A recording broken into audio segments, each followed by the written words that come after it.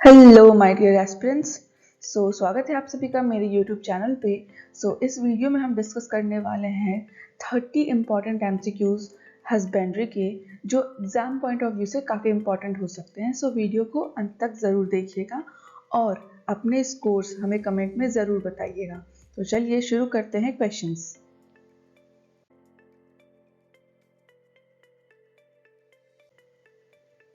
Question number 1, animal husbandry mainly deals with. पशुपालन मुख्य रूप से किससे संबंधित है? आपका करेक्ट ऑप्शन होगा B, animal care and management. पशुओं की देखभाल एवं प्रबंधन ही पशुपालन में हम करते हैं। Question number 2, the gestation period of cow is about. गाय का जो गर्भकाल है वह लगभग कितने समय का होता है? आपका करेक्ट ऑप्शन होगा सी, 283 डेज। 283 दिन का गर्भकाल होता है गायों का। Question number 3, milk fever in dairy animals is caused due to deficiency of. जो दुग्ध ज्वर होता है वो किस तत्व की कमी से होता है? आपका करेक्ट ऑप्शन होगा बी, कैल्शियम। कैल्शियम की कमी से दुग्ध ज्वर होता है। Question number 4, the best indicator of milk quality is. दूध की गुणवत्ता का सबसे अच्छा संकेतक क्या है? आपका करेक्ट ऑप्शन होगा सी, फैट कंटेंट। वसा प्रतिशत ही दूध की गुणवत्ता का सबसे अच्छा संकेत। Question number 5, which breed is known as the queen of dairy breeds. किस नस्ल को दुग्ध नस्लों की रानी कहा जाता है? आपका करेक्ट ऑप्शन होगा बी, होस्टियन फ्रिशियन। जो होस्टियन फ्रिजियन है इसको क्वीन ऑफ डेयरी ब्रीड्स कहा जाता है। Question number 6, colostrum is rich in. Colostrum किससे भरपूर होता है? आपका करेक्ट ऑप्शन होगा सी, एंटीबॉडीज प्रतिरक्षी। जो कोलोस्ट्रम होता है उसमें एंटीबॉडीज की जो मात्रा है वो बहुत ज़्यादा होती है, जिसकी वजह से जब जो यंग वंस हैं उनको जब कोलोस्ट्रम पिलाया जाता है। कोलोस्ट्रम होता क्या है एक्चुअली, जो मिल्क फर्स्ट टाइम, मतलब जब बच्चे होते हैं और मदर जो होती है उससे जो फर्स्ट मिल्क होती है वो आता है, उसे हम कोलोस्ट्रम कहते हैं। इसमें बहुत ज़्यादा एंटीबॉडीज होता है। अगर इसे यंग वंस को पिलाया जाता है तो इससे वो यंग वंस की जो इम्यूनिटी है वो इंक्रीज करती है। Question number 7, the scientific name of domestic goat is. जो घरेलू बकरी है उसका वैज्ञानिक नाम क्या है? आपका करेक्ट ऑप्शन होगा C, Capra hircus. Capra hircus ही घरेलू बकरी का साइंटिफिक नाम है, वैज्ञानिक नाम। Question number 8, which animal is called poor man's cow. किस पशु को गरीबों की गाय कहा जाता है? आपका करेक्ट ऑप्शन होगा सी, गोट। बकरी को गरीबों की गाय भी कहा जाता है क्योंकि ये दूध और मीट दोनों ही देती है, जिसकी वजह से और इसका जो रख रखाव का खर्चा है वो भी कम होता है। इस वजह से इसे गरीबों की गाय कहा जाता है। Question number 9, foot and mouth disease mainly affects. जो खुरपका मुंहपका रोग है वह मुख्य रूप से किसे प्रभावित करता है? आपका करेक्ट ऑप्शन होगा बी, कैटल, गौवंश को। ये मेनली उन्हें अफेक्ट करता है जो जिनके पास जो ये समथिंग इस तरीके की होती है ना, उन सबको ये अफेक्ट करता है, फुट एंड माउथ डिजीज, और ये एक वायरल डिजीज है। Question number 10, artificial insemination helps in. कृत्रिम गर्भधारण से क्या लाभ होता है? आप करेक्ट ऑप्शन होगा बी, जेनेटिक इम्प्रूवमेंट, आनुवांशिक सुधार। अगर हम आर्टिफिशियल इंसेमिनेशन कर रहे हैं इसका मतलब कौन सा जो जीन्स है उसे हम कंट्रोल कर पा रहे हैं, यानी कि कौन सा मेल फीमेल को हम इसमें क्या कर रहे हैं कि मेनली फीमेल भी हमारी सेलेक्टेड है और आर्टिफिशियल इंसेमिनेशन कर रहे हैं, इसका मतलब हमारा जो मेल्स है वो भी सेलेक्टेड है। तो क्योंकि सेलेक्टेड इंडिविजुअल्स से मिलके जो है वो यंग वंस बनेंगे, तो इसीलिए इसीलिए हम जेनेटिक इम्प्रूवमेंट में वो हेल्पफुल होता है। Question number 11, the housing system suitable for hot climate is, गर्म जलवायु के लिए उपयुक्त आवास प्रणाली कौन सी है? आपका करेक्ट ऑप्शन होगा ए, loose housing.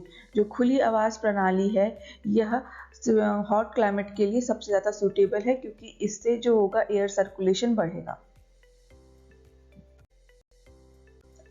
Question number 12, which vitamin is synthesised by rumen microbes, rumen सूक्ष्म जीव जो है वह किस विटामिन का संश्लेषण करते हैं? आपका करेक्ट ऑप्शन होगा C, vitamin B complex. Vitamin B complex का ही जो है वो माइक्रोब्स, जो ह्यूमन माइक्रोब्स हैं वो सिंथेसिस करते हैं।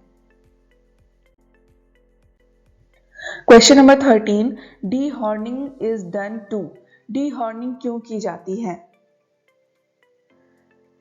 तो इसका करेक्ट ऑप्शन होगा बी, रिड्यूस फाइटिंग, लड़ाई कम करने के लिए। मेनली इसको क्या करते हैं कि जब जो पशु होती हैं उनमें फाइटिंग की टेंडेंसी होती है, तो जब वो लड़ते हैं तो जो हॉर्न्स होती हैं उसकी वजह से इन लोगों को बहुत ज़्यादा नुकसान पहुंचता है। तो डी हॉर्निंग जब कर देते हैं तो अगर वो लड़ते भी हैं तो जो इंजरी है वो कम होती है। Question number 14, the normal body temperature of cattle is about, गाय का सामान्य शरीर तापमान कितना होता है? आपका करेक्ट ऑप्शन होगा सी, 38.5 डिग्री सेंटीग्रेड। मेनली ये कितना होता है, 38 to 39 डिग्री सेंटीग्रेड तक का होता है। Question number 15, which feed is rich in protein, कौन सा चारा प्रोटीन से भरपूर होता है? आपका करेक्ट ऑप्शन होगा सी, ग्राउंड नट केक। जो मूंगफली की खली है या फिर जो भी जितने भी टाइप के ऑयल केक्स होते हैं, ठीक है, उन सब में प्रोटीन की मात्रा जो होती है वो ज्यादा होती है। Question number 16, poultry farming mainly provides, जो कुक्कुट पालन है वह मुख्य रूप से क्या प्रदान करता है? आपका करेक्ट ऑप्शन होगा बी, एग्स एंड मीट, अंडे और मांस। Question number 17, which disease is caused by bacteria, कौन सा रोग जीवाणु द्वारा होता है? आपका करेक्ट ऑप्शन होगा बी, एंथ्रैक्स। एंथ्रैक्स जो होता है वो बैक्टीरिया की वजह से होता है। Question number 18, lactation period of cow is about, गाय में जो दुग्ध काल होता है वह लगभग कितना होता है? आपका करेक्ट ऑप्शन होगा सी, 305 दिन। 305 दिन का दुग्ध काल होता है गायों में। Question number 19, which animal gives wool, इनमें से कौन सा पशु है जो ऊन देता है? आपका करेक्ट ऑप्शन होगा बी, शीप। जो भेड़ होती हैं उनसे हमें ऊन मिलता है। Question number 20, balanced ration means, संतुलित आहार का अर्थ है? आपका करेक्ट ऑप्शन होगा C, all nutrients in proper proportion. तो जितने भी पोषक तत्व हैं वो सभी उचित मात्रा में प्रेजेंट हों, उसे ही संतुलित आहार या बैलेंस्ड राशन कहते हैं। Question number 21, the average life span of cow is, तो आपका करेक्ट ऑप्शन होगा सी, 15 से 20 साल। जो 15 से 20 साल है यह गाय की औसत आयु होती है। Question number 22, castration is done to, जो कैस्ट्रेशन, जो नसबंदी या बंधियाकरण है यह क्यों की जाती है?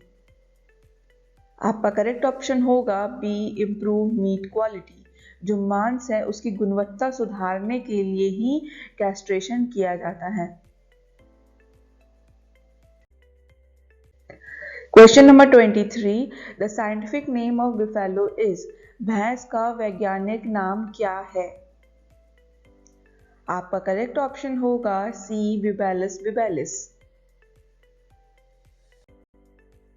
24, which vitamin is known as anti sterility vitamin, किस विटामिन को बांझपन रोधी कहा जाता है?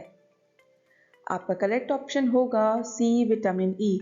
विटामिन ई को एंटी स्टेरिलिटी विटामिन भी कहा जाता है क्योंकि ये रिप्रोडक्टिव डिसऑर्डर्स जो होती हैं उनको रोकने में हेल्प करती हैं। Question number 25, the main objective of animal breeding is, जो पशु प्रजनन है इसका मुख्य उद्देश्य क्या है? आपका करेक्ट ऑप्शन होगा बी इम्प्रूव प्रोडक्टिविटी। उत्पादकता को बढ़ाना ही पशु प्रजनन का मुख्य उद्देश्य है। Question number 26, which gas is produced during rumen fermentation, जो र्यूमेन का किण्वन है उस दौरान कौन सी गैस बनती है? आपका सही उत्तर होगा सी मीथेन। जो र्यूमेन फर्मेंटेशन होता है उसमें मीथेन गैस जो है वो बनती है। Question number 27, vaccination helps in, जो टीकाकरण है उससे क्या होता है? आपका करेक्ट ऑप्शन होगा बी प्रिवेंशन, रोकथाम। वैक्सीनेशन क्या होता है कि वैक्सीनेशन में हम लाइव या फिर डेड जो होती है ऑर्गेनिज्म, या फिर कॉजल ऑर्गेनिज्म होती है किसी डिजीज का, वो हम थोड़े थोड़े अमाउंट में इंजेक्ट करते हैं, जिससे कि जो हमारा जो बॉडी है, जिस बॉडी में हम इंजेक्ट कर रहे हैं उसमें क्या हो कि उसके पास लड़ने की क्षमता आ जाए, उसके पास एक मेमोरी क्रिएट हो जाए कि हमें इससे कैसे लड़ना है, ताकि जब इसका अटैक हो तो हमारी जो बॉडी है कैटल्स की या फिर जब ह्यूमन में भी करते हैं तो उसमें भी एक मेमोरी रहे, ताकि इससे हमें कैसे फाइट करना है। तो ये किस चीज़ में हेल्प करती है? रोकथाम में। ना ही ये ट्रीटमेंट करती है, ना ही ये डायग्नोसिस में हेल्प करती है, और ना ही ये सर्जरी है। Question number 28, which is a contagious disease, इनमें से कौन सा रोग संक्रामक है?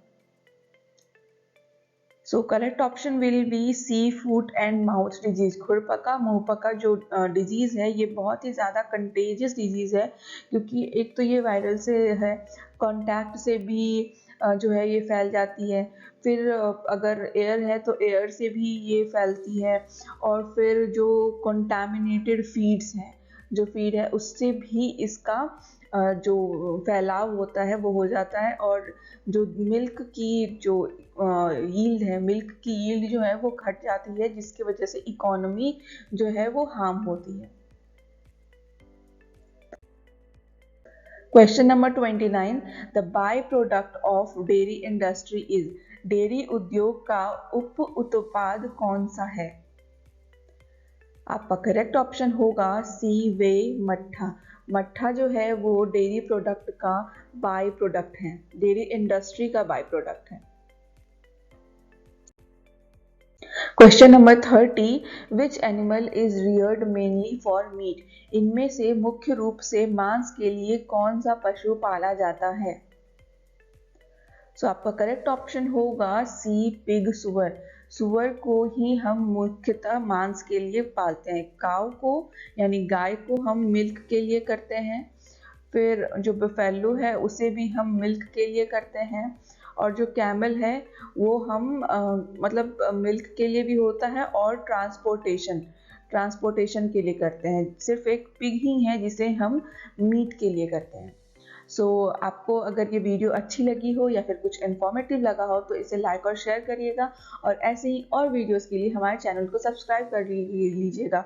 सो मिलते हैं नेक्स्ट वीडियो में, तब तक के लिए बाय बाय।